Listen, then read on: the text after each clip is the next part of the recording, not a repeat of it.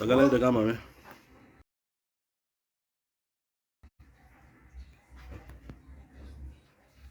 Sagaleen jira. Hawasii paanaawar hawalee ban. Namni laayifii sanii jiran wallee namaa dhaalcha. Asoo jiran namni.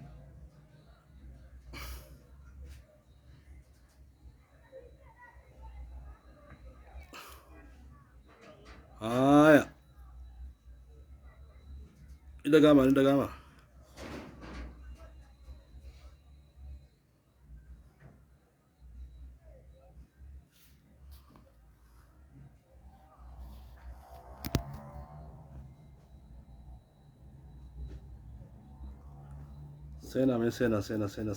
Sena. Yoo dhaga'ame mee mallattoo godha. Mallattoo.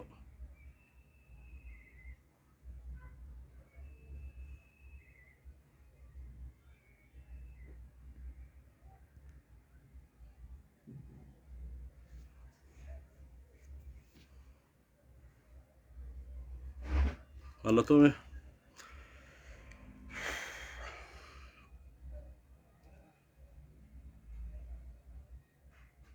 Hello.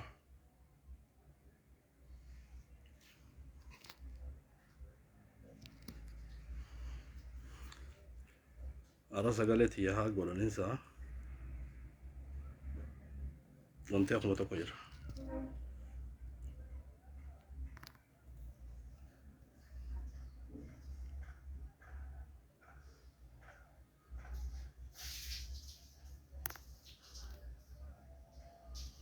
Sagaleen jira.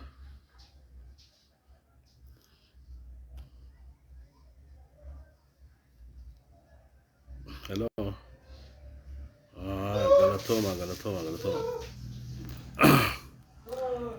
Kanaaf gaa assalaamu alaikum warahmatullahi wabarakaatuh. Illuu shaafii fayyaada yadeeroo nagayaan dhufte.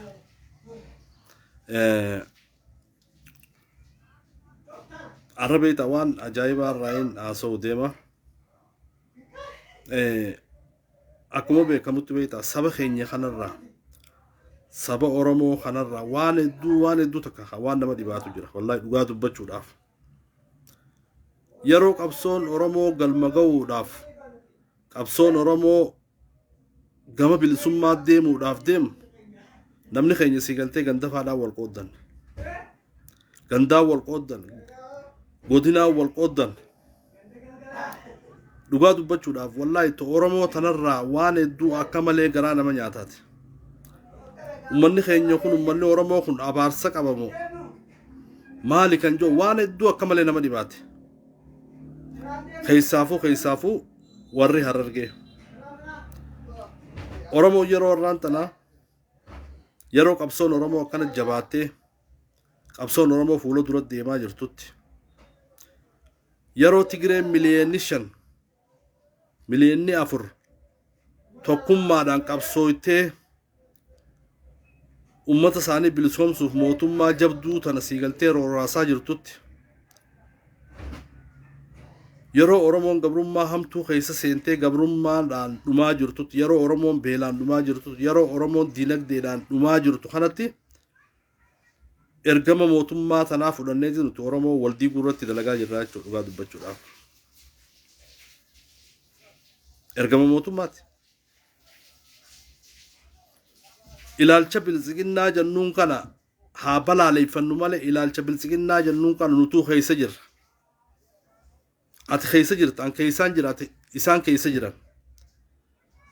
Namni sa'a tanatti qabsoo Oromoo fuulduratti oofuu fi uummata Oromoo kan akkamittiin bilisummaa keessaa baasatti karoorfachuu qaba malee gosatiyyaan jajjabeessee gosatiyyaan gosa biraarra jaaree gosataan balleessaa irratti karoorfattaati. Qaanyii uummanni keenya keessa jiru laala. Kun qaanyii guddaa. Keessaafuu warra onaa Harargee kana. Waan akka malee nama saalphachiisaati. Waan saalfii guddoo dhugaa dubbachuudhaaf nuti siigaltee gocha amma fakkeenyaaf gocha wal qoqqoodaa keessaafuu biyya alaa tana keessa teessanii siigaltee والقوقودون كيسن غندا والقوقودو وسا والقوقودون كيسن ummata keenya fi generation wal dhuftu hanqam takka akka irratti dalagaa jirtan beekuun barbaachisa. Isin ifiifuu ergama bilisiginnaa warra gaggeessaa jiru jechuudha warra gosummaan deemu. Ergamni keessan ergama bilisiginnaati. Ergama nafxenyaati. Nafxenyaatu Oromoo gandaan gosaan qoodee bulchaa ture amata 150. Hanuma gaggeessuudhaaf deemtan jechuudha. Warri gandaan nama qoodu. Warri gosaan wal qoodu. Warri horoorfatee gosatiyyaatuutu Oromoo keessa beekamtu. Gosatiyya malee gosti biraa akka gosaatii mi'attanii warri siigaltee akkasitti hojii xiqqeenyaa tana keessa seentanii warri dalagaa jirtan ergama bilisiginnaa qabdan malee ergama gosaa sanuu qabdan. Sun siigaltee uummata keenya Harargeetiif qaanyii guddaa. Uummata keenya Oromootiif qaanyii guddaa. Kanaaf yeroo hedduu dhimma kana numaan dubbadha. Oromoon siigaltee Oromoon biraa wanni Oromoo biraa itti wal dhabsiisan kaalkuleeshiniin ka biraati. Wanni Oromoo Harargee itti wal dhabsiisan laaftumatti Oromoo Harargee tana wanni wal ficcisiisanii obboleeyyan waliin jiru waliin dhawanii ilaala siigaltee Oromoon Harargee bakka takka mootummaa tana keessaayis wanni isii dhorke wanni nu dhorke gandummaan deemu gosummaan deemu gosummaa walirra qabsaa'u gosatiyya malee gosa biraatiif bakka hin kennitu akkasii yaadda. Gochi ati siigaltee dalagaa jirtu kun gocha tokkummaa Oromoo diigu gocha Oromoo diigu gocha qabsoo bilisummaa Oromoo diigu kana wanni godhaa jirra. Kanaaf ilaalcha bilisiginnaa san keessa jirra moo keessa hin jirru ifaa laallu. Eenyuuf dalagaa jirta? Yeroo gosatii yeettee gosateetii dibbee dhooyitee halkanii guyyaa gosa namaa arrabsitee gosa namaa xiqqeessitee Harargee tana gosaan addaan baasuu irratti yeroo hojjechaa jirtu kana eenyuuf duulaa jirta? Amaaraatii fi kaayyoo bilisiginnaa galma geessisuu fi hojjechaa jirta. Warri bilisiginnaa tana qabatee siigaltee kaayyoo bilisiginnaa tana qabatee warri deemaa jiruun warra ergama gosaa fudhatee miti warra ergama bilisiginnaa irraa fudhatee Amaara irraa ergama fudhatee warra deemaa jiruutu Oromoo addaan qoodu jira. Namni kaayyoo gosaan nama qooduu qabu si dhufee si dabballeessa atis ilaalchaan bilisiginnaa keessa seente moo seentee jirta. Qabsoon tana. Gosaan nama keetiin ganda keetiin qabattee ganda biraa xiqqeessuu gosa biraa xiqqeessuun qabsoodha. Gosatee bichaa mogga baaftee dhaadheessitee gosa namaa arrabsitee bilisummaa Oromoo fiduu dandeessa? Hin dandeessu. Kun salphina kun xiqqeenya. Xiqqeenya. Gochi ati godhaa jirtu gocha araarsoo biqilaatii fi warri kaadireen bilisiginnaa ichi baatee Harargee tana siigaltee irratti dalagaa jirtu wajjin takkuma. Gochi ati dalagaa jirtu gochi hangaasaan dalagu jiru wajjin tokkuma. Ergama hangaasaa fudhattee deemtee nama qoqqoodda. Hangaasaa fi Jaafar Ali kaayyoo qaban. Kaayyoo uummata Harargee kana yoo gosaan addaan qoodan malee mootummaa sana umrii dheereessuu hin danda'an. Isaan jireenya isaaniitii fi mootummaa tana jiraachisuu fi sagantaa qaban jechuudha. Ati sagantaa kana irraa fuutee jirti deemtee nama qooddee uummata keenya gosaan addaan qooddee Oromummaa fi uummata Harargee kana salphisaa jirta. Rabbi si haa salphisu. Rabbi si haa salphisu. Yeroo waan akkanaa tan argitu Oromummaa tana ni jibbita.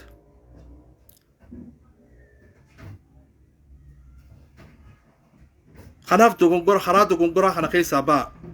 Especially warri biyya alaa jirtan dogongora kana keessaa ba'a.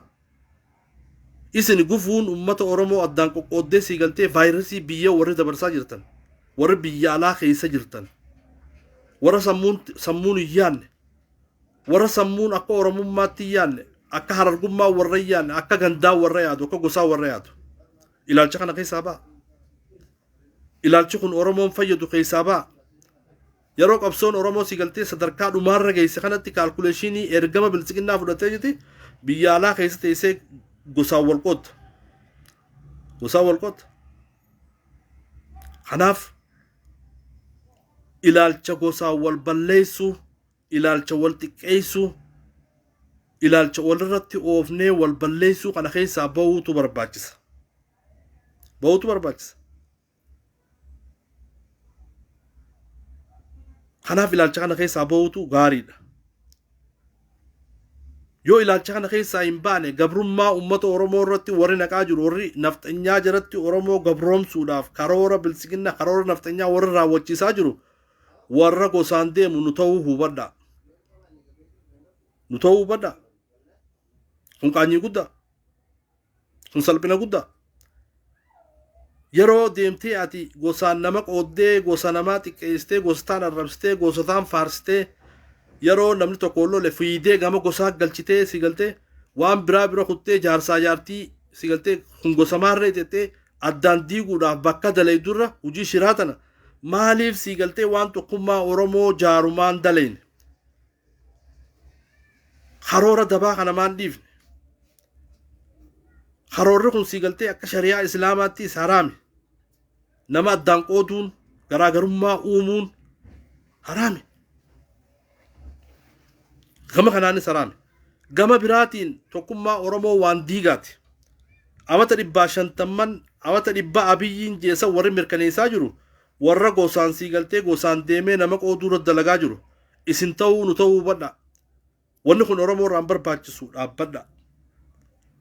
Wanni kun Harargeedhaaf hin barbaachisu dhaabbadhaa. Addaan hin qoodinaa nama. Addaan qooduu dhiisaa. Wanni amma isin si galtee biyya alaa teessanii gosaan wal qooduun tun ummata Oromoo miskiina si galtee ummata beelaan dhumaa jiru kana gabrummaa jala qabuudha malee faayidaan ati fiddu gosaan wal jaartee faayidaa takka hin qabdu. Waalaikum salaam caffee araaraa wagana gaannufte. Kanaaf warri gosaan deemu warra kaayyoo bilisiginnaa warra kaayyoo nafxanyaa galmaan ga'uudhaaf halkanii fi guyyaa dalagaa jiru ta'uu beekna nuti. Kana warra kanaatu Oromoo gosaan addaan qoodu jira.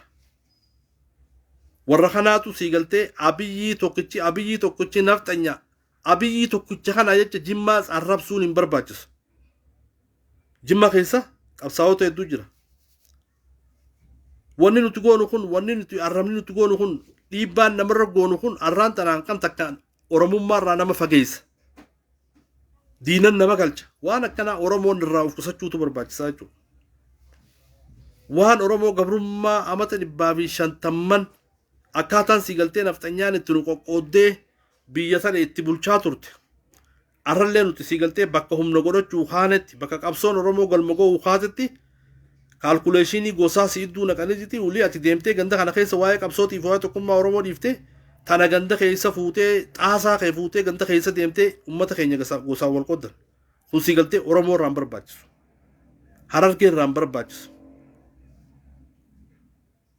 Diinni ummata kaan si galtee ummata kaan seenee ummata biraa si galtee Oromoo biraa Oromoo Wallaggaa Shawaa seenee diiguudhaaf itti jabaata. Ummata keenya Harargee kanoo warri keenya Harargee kun bakki si galtee ifiifis of kuchiisanii ummatallee kuchiisanii gosuma. Wooma gosaa tanatti tuqa. Mataa isaa to'achuu hin danda'u.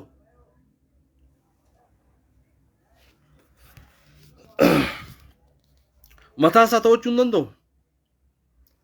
Kanaaf ilaalcha gosummaa wal qooduu ilaalcha si galtee hamaa kana keessaa bahuutu barbaachisaa jiru dhugaa dubbachuudhaaf. Ilaalchi akkanaa kun ilaalchi si galtee gadi galummaa kun ayyee insiroonni amma okay.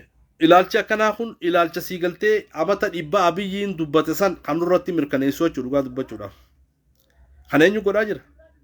Asiin teenyee qoma dhawachaa jira qabsaawa akka nama waa beeku tokkotti if laalla. Yeroo si galtee wanni gosaatun gisee dhufte kaanee ka dura dhokatee si galtee kaayyoo gosaa san gaggeeffachuudhaaf dalagu eenyu? Kana keessaa maan baane? Yeroo hundaa'u si galtee akkanatti Harargeentu wal qoqqooduu fi gandaa fi gosaa wal qoodutu bakka takka nu dhorke. yoo aangoo taates bakka takka odeene bar anumaa feetii walirra duulaa bar eenyu wal balleessaa ture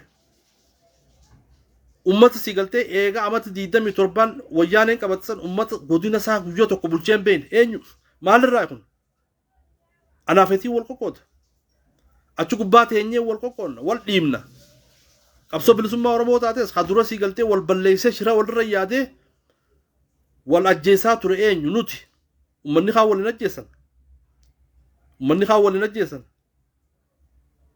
yoo aangoo taates obboleessa kiyya si galtee walii dhiisa yoo bizinesa taates wal jajjabeessan wal bira dhaabbatan wal gargaaran keenyoo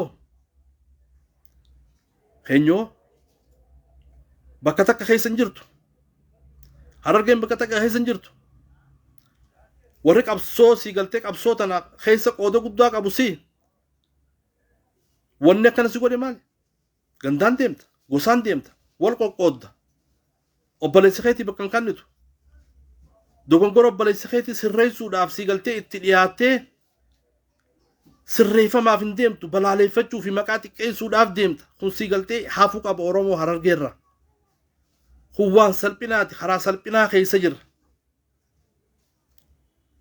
kanaaf ilaalcha doofummaa ilaalcha gadigalummaa ilaalcha si galtee harargee waan jiru kana balleessuu keessaa bahuun barbaachisa yoo ummata kanaaf kayyaannu taate yoo saba kanaaf kayyaannu taate nama ilaalcha gosummaan deemu nama ilaalcha harargee gosummaan qoodee faayidaa siyaasaa buufachuuf deemu balleessuu barbaachisa nama akkasii wajjin si galtee asiin qabsoo oromoo haasawaa asiin qabsoo oromoo irra dalagaa achiin deemtee gosa dalaydee oromoo kuffisuu fi harargee kuffisuudhaaf yoo deemte faayidaan qabdu maaliif si tuffata deemmanni maaliif si tuffata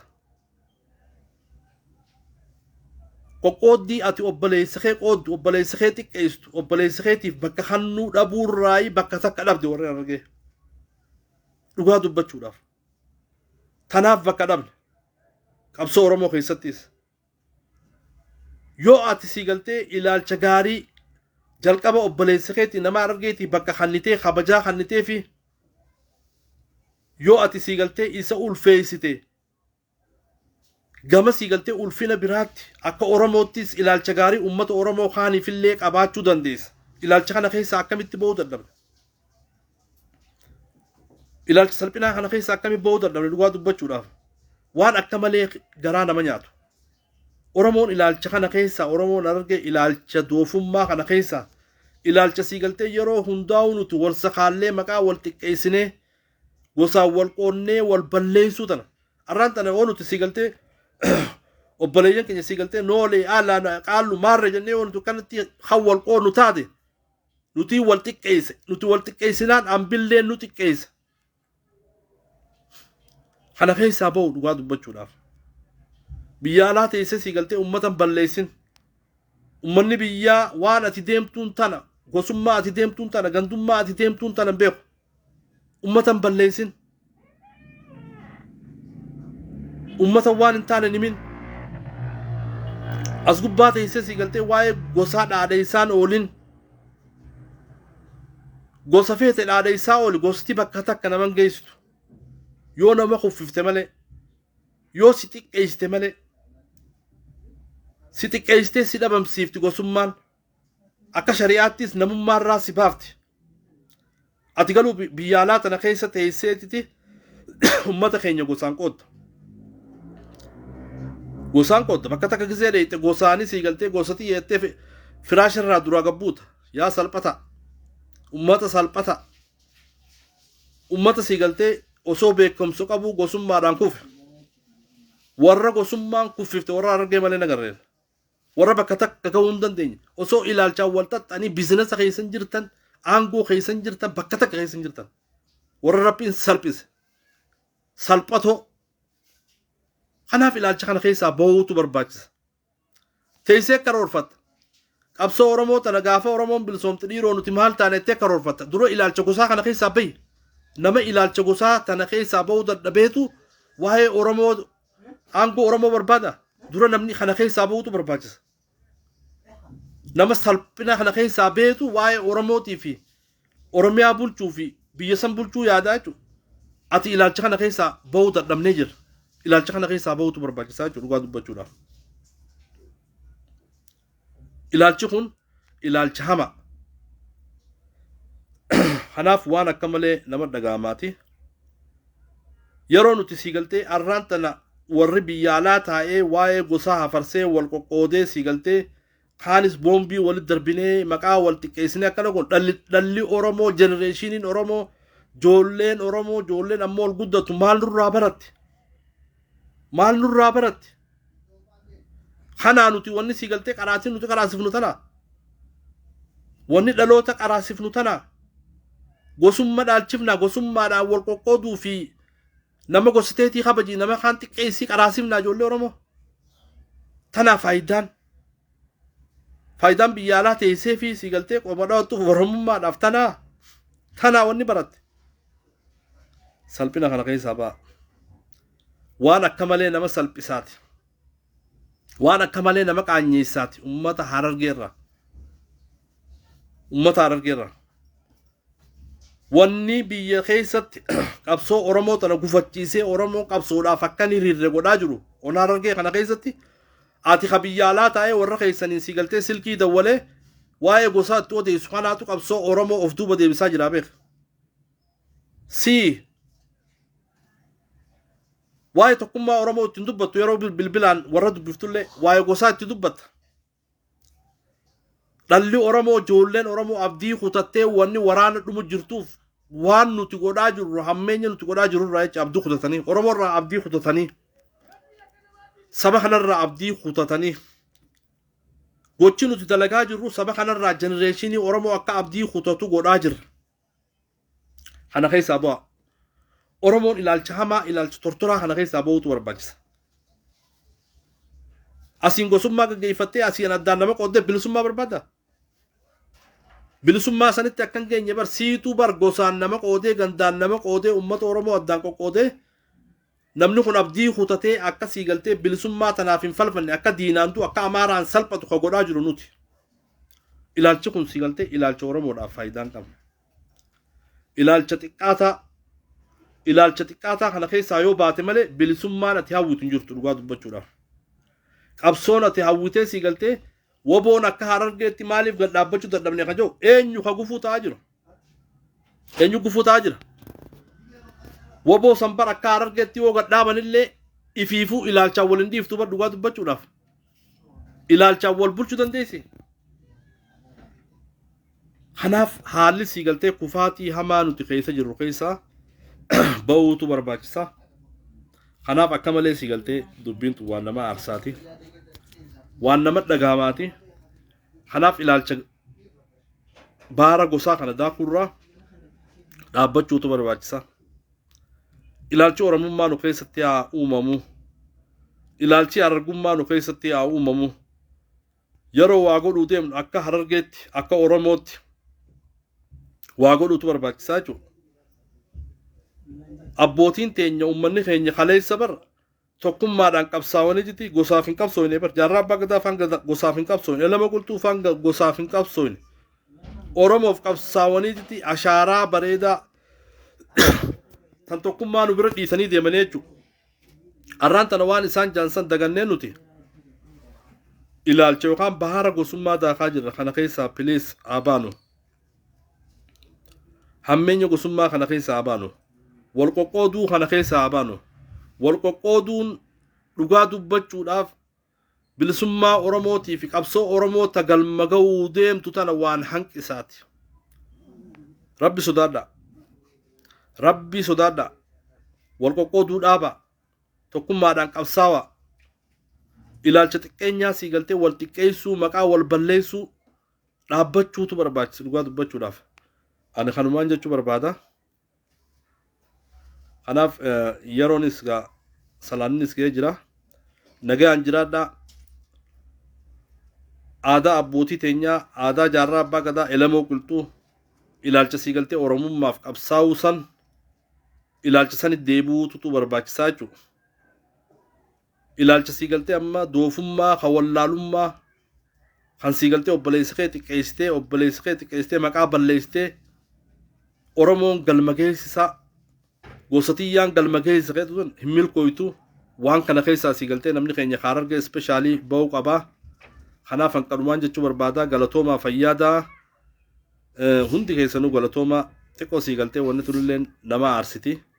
Wanni nama aarsituuf Oromoon irra qabsoon Oromoo bilisummaa irra jala dhiyaannee jirra. Yeroo nuti bilisummaa jala dhiyaanne kaalkuleeshinii gosaa tana gidee bilisiginnaan nu goffidde kaalkuleeshinii bilisiginnaan nu goffidde tana uummanni keenya osoo beekuutis haa ta'u wallaalaanis haa ta'u wanna gosaa tanaaf arsine qabsoo Oromootii fi Harargeellee maqaa xiqqeessuun hin barbaachisu. An kanumaan jechuu barbaadaa galatoomaan fayyaadaa nagaan jiraadha. Salaamu alaikum warahmatullahi.